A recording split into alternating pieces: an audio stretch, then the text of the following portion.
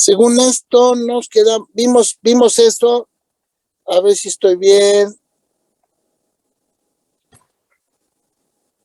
Sí platicamos esto del tiempo de estancia en urgencias.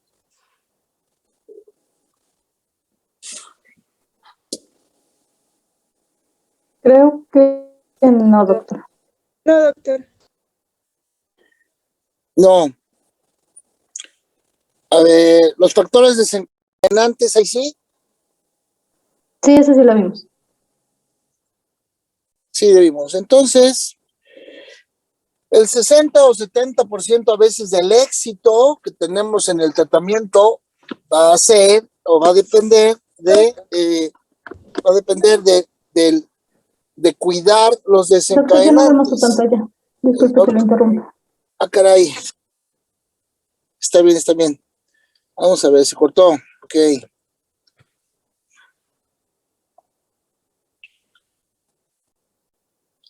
Sí, avísenme de inmediato si se va.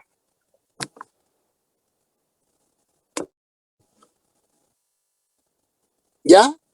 Ya, doctor. Ya la vemos, gracias. Ok. Entonces, les decía que el 60% es precisamente el hecho de tener cuidado con los factores desencadenantes. Entonces, eso déjame ver.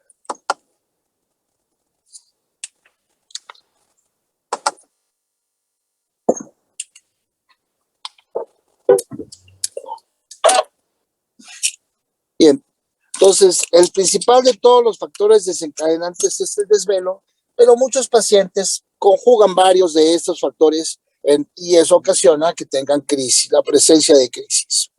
Cuando hay una crisis convulsiva o no convulsiva,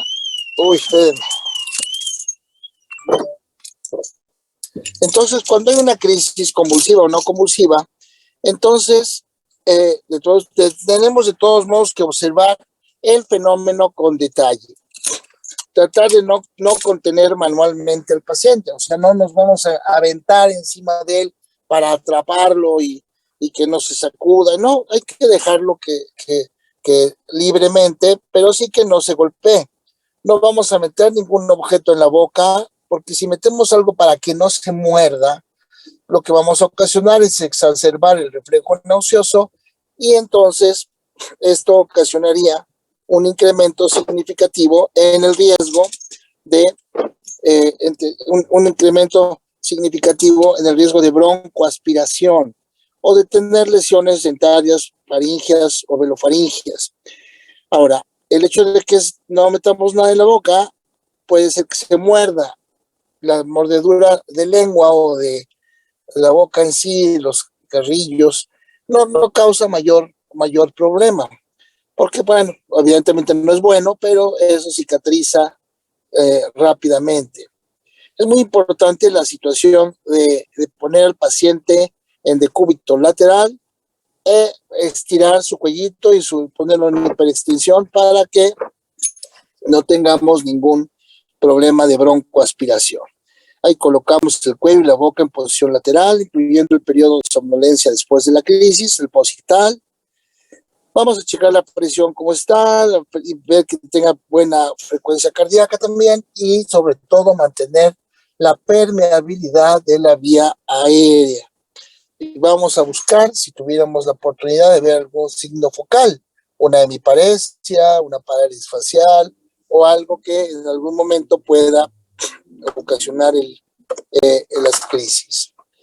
De acuerdo a esto, entonces, señora, por ejemplo, su hijo es la primera vez que tiene estas crisis o ya las ha tenido otras veces. No, es la primera vez. Entonces vamos a buscar qué fue lo que pasó. Vamos a interrogar las posibles causas de crisis. La tomografía de cráneo casi es rutinaria para buscar lesiones, al igual que laboratorios, principalmente los electrolitos y muchas de las veces, ya casi en todos, hacemos un perfil toxicológico. También vamos a integrar o buscar el diagnóstico en el caso de que ya Este paciente ya ha tenido otras crisis. Ah, bueno, entonces es posiblemente un descontrol. Vamos a buscar la posible causa de descontrol. Bueno, una vez ya hecho esto, vamos a tratar de enviar al paciente a la consulta de especialidad, pero aquí es muy importante. Yo estoy diagnosticando crisis, puede ser epilepsia, vamos a ver qué tipo de epilepsia es y todo, pero ya estoy en la obligación de iniciar un tratamiento. Si le hago la tomografía y tiene alguna lesión, bueno, pues puedo, inclusive algunas veces, como por ejemplo el aumento de la presión intracraneal, un paciente con contusión hemorrágica, con tumor cerebral, pues requiere más urgencia.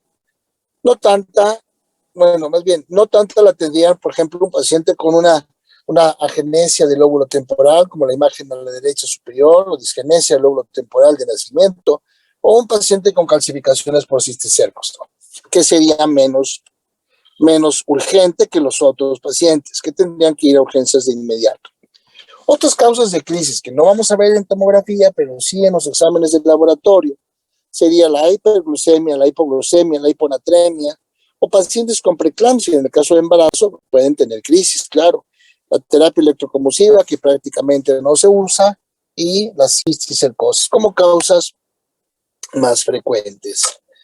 Bien, necesitamos un diagnóstico firme de la epilepsia para poder empezar el tratamiento médico. Sobre todo en aquellos pacientes, vamos a hablar de riesgo de recurrencia. Hace muchos años se decía que una sola crisis no era epilepsia, que había que tener dos o más. Bueno, ahora sabemos que una sola crisis, pero con el alto riesgo de recurrencia, pues esta ya es epilepsia. De manera que por eso vamos a saber estudiar al paciente. A ver, es la primera crisis, sí, pero tiene un quiste o tiene una malformación arteriovenosa. Ah, pues ese paciente tiene riesgo de recurrencia. Vamos a valorar el tipo de crisis, la frecuencia, la gravedad, los momentos donde ocurren las crisis y los factores precipitantes. Vamos a informar ampliamente al paciente y a los familiares para que tengan en cuenta las expectativas del paciente y que cumpla su tratamiento. El tratamiento no es por 15 días, a veces son tratamientos largos. ¿De por vida, doctor? Pues no necesariamente por vida, no lo podemos hacer, a veces sí, pero por tiempo largo seguramente sí lo va. Papa qui joue de la musique et papa peut reste pique. Un quoi, le dernier?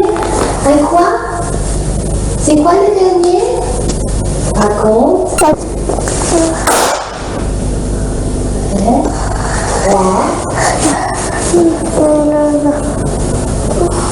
Qu'est-ce que j'ai dit comme chiffre? Bien, esa es una crisis de ausencia. Vamos a ver tipo de crisis, pues tendré que utilizar el tratamiento para la ausencia. Un paciente que llega a urgencias, están ustedes de guardia en el internado y llega a urgencias con crisis convulsivas o crisis tónico-clónicas. Bueno, por descontrol, por primera vez, ¿qué pasa? ¿Cuánto se descontroló? Bueno, ¿cuánto tiempo tiene que tenerlo? Lo ideal es mantenerlo 48 horas con tratamiento para vigilar que ya no tenga crisis. La realidad de nuestro medio, y sobre todo a nivel institucional, es difícil tener un paciente 48 horas. A veces entre 6 y 12 horas es lo que podemos tener un paciente en el servicio de urgencias para ver que ya no tenga crisis. Pasa exactamente lo mismo a nivel privado por los costos que esto implica, de manera que vamos a tener que ponernos muy abusados para que busquemos la causa del descontrol y tratemos de reinstalar los medicamentos que el paciente ha dejado de tomar, si es que ese es el caso, que es la gran mayoría de las veces. Van a tener el caso de las crisis febriles. Las crisis febriles como tal no es epilepsia. Sin embargo, después de 5 veces que la señora va con su niño por crisis febriles, la sexta ya no fue febril. Es una epilepsia que no era epilepsia, pero que eran crisis febriles y ahora ya se volvió epilepsia. Los niños que tienen fiebre, algunos 2%, cuando rebasan los 38,5 generalmente van a tener crisis febriles, que no es epilepsia. Sin embargo, fíjense lo importante. Niño de 3 años con amigdalitis, tiene fiebre 39 grados y tuvo crisis convulsivas.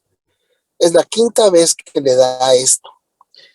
Entonces llega la señora con ustedes y le dice, doctor, ya no convulsionó, ya le bajó la temperatura, pero mi hijo tiene epilepsia. No, señora, pues mire, son crisis febriles, pero le necesito dar medicina. Generalmente y lógicamente, evolucionalmente, no. Sin embargo, pues ya van 5 veces, señora, aquí que algo pasa, o es muy sensible, o todo el tiempo está infectadito, porque estos 5 veces van en 2 años, o sea, son muchas veces de crisis febriles. Estos niños a veces sí se les da tratamiento. Entonces, si no le doy tratamiento, doctor, ¿cree que vuelva a tener crisis? Pues estrictamente no, pero si vuelve a tener infección, pues seguramente va a volver a tener fiebre, y si vuelve a ser lo mismo, va a tener crisis, nuevamente crisis febriles. Bueno, ¿es necesario algún estudio? Si está muy claro el diagnóstico de crisis febriles, pues igual no hay necesidad de hacer ningún estudio. Sin embargo, pues muchas de las veces lo hacemos, sobre todo cuando el niño ya ha llevado varias crisis, por lo menos un electroencefalograma. Bien, hay una lesión, una alteración en el lóbulo temporal, en una región que se llama región mesial, que cuando hay crisis, sobre todo tónico-clónico generalizadas con disminución de la oxigenación, con hipoxia o anoxia, se va dañando, se llama esclerosis mesial. Entonces, eso se puede prevenir. Claro que la mamá no les va a hacer esa pregunta, pero eso se puede prevenir si le damos tratamiento. Doctor, y si le doy medicina para epilepsia a mi hijo que tiene crisis febriles, ¿no le hará daño?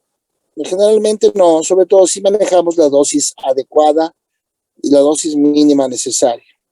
Y si le doy tratamiento, ¿cuánto tiempo va a ser? Bueno, generalmente nunca va a ser menos de 6 meses. Si hay alguien en la familia, eso lo van a hacer, una pregunta que les van a hacer frecuentemente. Fíjese, tiene un primo que tiene epilepsia. Sí, pero no, eso no aumenta el riesgo. Eso realmente no es tan importante para las crisis febriles. Y muchas de las veces, el problema que tenemos es que la respuesta a las crisis tiene que ser más tardía de los problemas que tiene el paciente. Vamos a empezar con las generalidades ya del tratamiento. El tratamiento médico de la epilepsia. Bueno, eso ya lo vimos, recordamos eso. Cuidados generales, tratamiento farmacológico y tratamiento quirúrgico. Vamos a entrar al mundo del tratamiento farmacológico.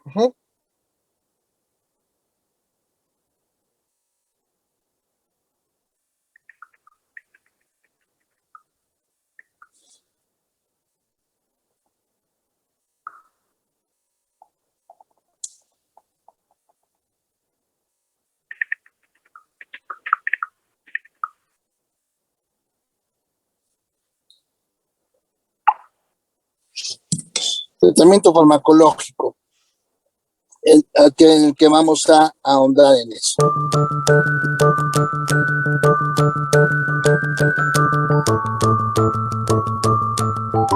La epilepsia es una enfermedad que, bien controlada, permite una vida normal a quienes conviven con ella. La mayoría de crisis epilépticas se pueden controlar con medicamentos. La epilepsia no implica una enfermedad mental. No se transmite por jugar, estudiar, trabajar o simplemente contactar con otras personas. La epilepsia no cambia la apariencia física. Puesto que los síntomas principales de la enfermedad son las crisis epilépticas que se manifiestan de manera intermitente, la mayor parte de las personas con epilepsia son capaces de llevar una vida normal. Existen 2 tipos de crisis epilépticas, las crisis parciales y las crisis generalizadas, según se originen en una parte delimitada o en todo el cerebro respectivamente. Crisis parciales. Reconoce los síntomas más comunes: mirada perdida, masticación, movimientos torpes, caminar sin rumbo, temblores y habla confuso. En cambio, las crisis generalizadas presentan otro tipo de síntomas: pérdida de conocimiento, contracción o relajación repentina de los músculos y convulsiones. Recuerda, en ambos casos no debes sujetar ni agarrar a la persona. Debes mantener la calma. Intenta retirar objetos peligrosos con los que se pueda golpear. No se debe dejar sola a una persona que ha tenido una crisis y se deben evitar las aglomeraciones a su alrededor. Además, frente a una crisis generalizada, importante, no coloques nada en la boca. Se debe aflojar la ropa. Y una vez pasada la crisis, es recomendable que pongas de lado a la persona. Es útil medir la duración de la crisis. Las crisis epilépticas no suelen durar más allá de 1 o 2 minutos. Las personas que conviven con la epilepsia pueden llevar una vida plena. La mayoría de los niños reaccionan de forma positiva ante el tratamiento antiepiléptico, por ello pueden y deben escolarizarse con los demás.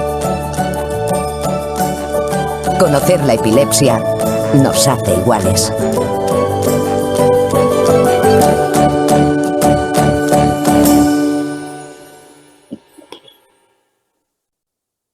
Bien, ¿cuándo vamos a iniciar tratamiento farmacológico?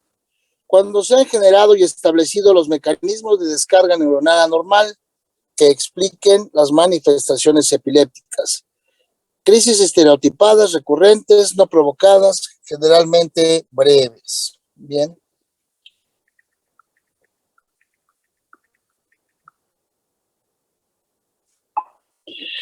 Entonces, vamos a ver, ya esta crisis, ya tenemos seguridad de que hay un tipo de crisis, cualquiera de ellas.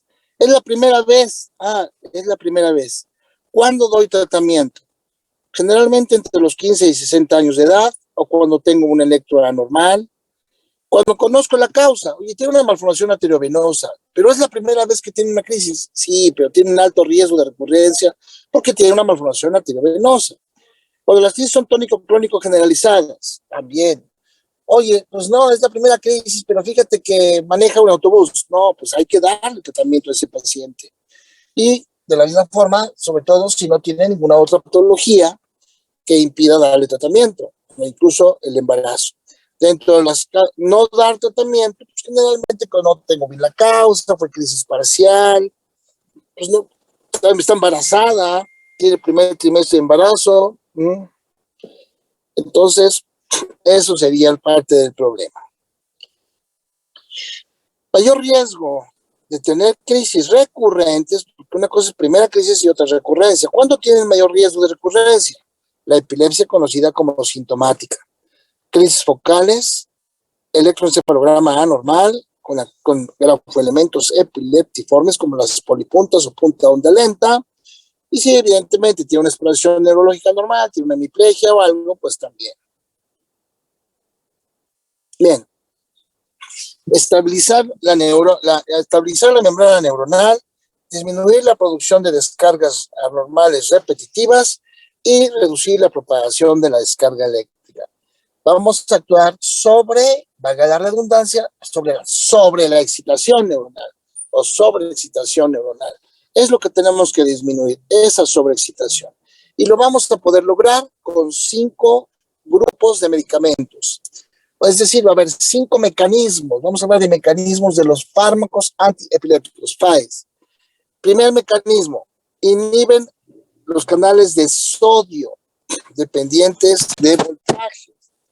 Entonces, recuerden que la fisiopatología de la epileptogénesis es una alteración en la membrana neuronal en donde por alguna razón se abren o fallan los canales iónicos, alteraciones de los neurotransmisores que actúan sobre ellos y además el intercambio anormal de iones, principalmente la entrada de iones con carga eléctrica positiva como el sodio, calcio, potasio.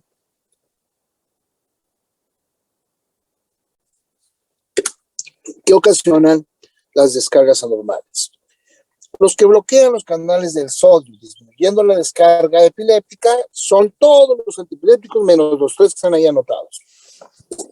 Entonces, es la primera función. La segunda función es subir a un neurotransmisor excitador. Recuerden que es una balanza, excitadores, inhibidores.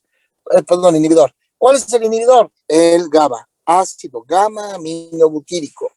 Potenciación GABAérgica, que es decir, subir al inhibidor. Y eso lo hacen todos esos medicamentos. Como pueden ver, ahí hay muchos medicamentos que están en el excepto de arriba, o sea, todos menos la tiagabina. Quiere decir que el fenobarbital, el valproato, la vigabatrina, la gabapentina y el topiramato bloquean canales del sodio y además suben el GABA. O sea, tienen una segunda función. Eso me va a ir dando, poco a poco, cuáles van a ser los fármacos de primera elección, aquellos que tengan más funciones. Por ejemplo, ponemos el valproato. El valproato, chanfle, ahí está el valproato, también tiene otra función. No solamente inhibe el sodio, no solamente sube el GABA, sino que además baja el calcio. Entonces el valproato también tiene una función de inhibir canales de calcio. Pero otros medicamentos también, por supuesto. Ahí están algunos otros que pueden aparecer en las 3 líneas de medicamentos. Bueno, entonces eso está muy bien. Vamos a ver cuál es el cuarto grupo. El cuarto grupo son aquellos que son antagonistas, o sea, disminuyen el glutamato. El glutamato es un neuromodulador que favorece la apertura de los canales de calcio, metiendo más calcio y más actividad eléctrica. Entonces, el glutamato se ve disminuido o bloqueado por estos que están aquí, en donde, como pueden ver, ya no está el valproato. Tampoco en la quitanfusión está el valproato, disminuir los canales de potasio. Entonces, ¿qué les parece si, por ejemplo, utilizo valproato, que tiene 3 funciones, y si no mejora el paciente, el segundo fármaco lo puedo yo elegir de esta lista, de la cuarta o quinta función? Entonces ya tengo por qué las combinaciones de los fármacos antiepilépticos son diferentes. Y esto lo habíamos visto en migraña, para hablar del valproato, el topiramato, pero ahí están las funciones. ¿Cómo funcionan? Inhibidores de canales del sodio, del calcio, los que suben el GABA, antagonistas del glutamato, etcétera. Entonces, esa queda la lista de los fármacos antiepilépticos, que por un lado tiene una historia muy larga, desde los años 1900 con los bromuros, y posteriormente ya por ahí de 1910 el fenobarbital. En 1930 aparece la famosísima fenitoína, que se usa hasta la fecha, primidona, tozoximida, la carbamazepina en 1950, también hacemos énfasis en ello, y ahí está nuestro amigo el valproato. ¿Por qué he hecho tanto énfasis con el valproato? Porque el valproato, que aparece en 1960, es el más nuevo de los medicamentos que tiene el Seguro Popular, o INSABI, y la gran mayoría de los medicamentos que tienen, o el que está, que tienen toda la seguridad social de nuestro país, INS, ISSSTE y ISSSTE. Algunas veces ya están metiendo algunos de los fármacos nuevos, que no lo hacen con tantas ganas, porque obviamente los fármacos nuevos, todo lo que ven ahí hasta arriba, la lacosamida, brivaracetam, etcétera, etcétera, pues ya evidentemente pues son más efectivos, pero también son muchísimo más caros, y eso también nos pega mucho. Recordar, para recetar o iniciar el tratamiento antiepiléptico, recordar que los medicamentos no son inocuos, solamente debemos de tratar a los pacientes epilépticos, no existe epilepsia sin crisis clínica. Vamos a explicar adecuadamente la receta, cuáles son los objetivos e inconvenientes del tratamiento, la duración y los posibles efectos secundarios. Para eso recordaremos la epileptogénesis, la farmacocinética, también la vida media, el efecto terapéutico, la concentración sanguínea de los medicamentos, la toxicidad y efectos indeseables. Es muy importante. En esta gráfica vamos a buscar utilizar un solo fármaco, o sea, la monoterapia. Y para que sea un fármaco, ¿qué necesito? Necesito que sea el adecuado. Y para que sea el adecuado tengo que escoger el tipo de crisis, sí, de acuerdo. El efecto terapéutico que necesita forzosamente una concentración,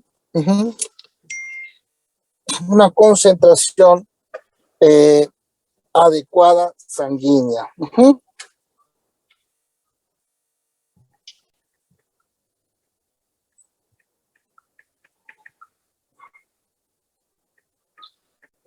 Ya que necesitamos una concentración sanguínea adecuada. Si nos falta, el paciente va a seguir con crisis. Si nos pasamos de dosis, va a haber efectos indeseables y toxicidad. Tenemos entonces que elegir el medicamento y la dosis adecuada. Vamos a procurar empezar con la dosis mínima, iniciar y retirar de forma gradual los medicamentos, vigilar efectos adversos idiosincráticos, valorar agregar un segundo fármaco y buscar un estado estable del paciente. No olvidar algunos puntos que son importantes, como los mecanismos de acción del fármaco, la eficacia, de acuerdo, todo eso lo sabemos. Efectos indeseables, idiosincráticos, pero muy importante, el costo y el número de tomas al día. Si el medicamento cuesta 1,200, la cajita que trae 20 pastillas y toma 3 al día, es horrible, porque en una semana ya tiene que comprar otra cajita. Entonces ese es uno de los puntos más álgidos en nuestro medio, el costo de los medicamentos. Y entonces necesitaríamos pues, genéricos de buena calidad para que puedan pues, funcionar o buscar una dosis adecuada del paciente. Bien, chavos, con esta gráfica vamos a dejar la clase hoy, nada más para que mañana la vamos a explicar con detalle, pero ahí pueden ver los tipos de crisis y los medicamentos, así como enfocados a tal o cual función. ¿Alguna pregunta con lo que vamos hasta acá? Yo sí, doctor. Entonces, a una embarazada con epilepsia, ¿cómo se le trata? Bueno, pues no te voy a decir, porque después de terminar el tema, yo creo que mañana terminamos sigue el puro tema de epilepsia y embarazo. O sea, es un tema aparte, lo vamos a ver, claro, ¿no? Mañana, mira, ahí vienen algunas recomendaciones, ahí, en mujeres de edad fértil, pero el tema como tal de epilepsia y embarazo es un tema muy, muy, muy amplio. Bueno, es un tema de una clase, pero hay muchas cosas que saber, como por ejemplo, si los medicamentos que tú le des a la mamá van a pasar pasar la barrera placentaria, ¿qué va a pasar cuando el niño nazca? ¿No? Y las malformaciones, ¿qué medicamentos? Eso lo vamos a aprender, ¿sale? Entendido, doctor. Muchas gracias. Perfecto. ¿No hay nada más? Doc, ¿cuánto dijo que tenía que ser la duración del tratamiento aproximadamente en tiempo? Bueno, el tiempo en una epilepsia controlada es de 3 a 5 años, o para pensar en quitar el tratamiento, disminuir y quitar el tratamiento como de 3 a 5 años. ¿Sí? Gracias, doctor. ¿Sí? Bueno, si no, mañana nos vemos, mañana seguimos, mañana ya es más tranquilo el día, ¿sale? Ok, doctor. Gracias. Hasta mañana. Adiós.